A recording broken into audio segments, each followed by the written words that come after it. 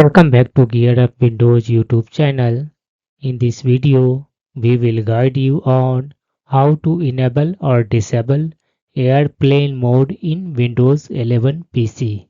Airplane mode on Windows allows users to disable wireless devices such as Wi-Fi, Bluetooth, NFC, GPS and other cellular connections.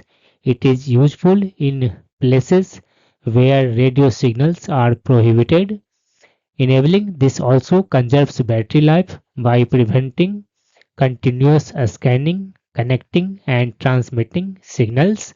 You can enable or disable airplane mode by two methods. First one method is click on this one network or a speaker or battery icon, and here you will find this one airplane mode option. Click on this one. When it will glow, that means airplane mode is active, and when it will look normal, that means airplane mode is disabled on your Windows 11 PC.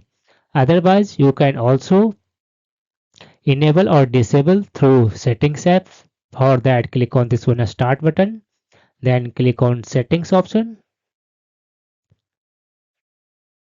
Under settings, click on network and internet in the left sidebar. On the right, you will find this one airplane mode. You can turn on or turn off this one toggle switch. Otherwise, click on this one airplane mode option.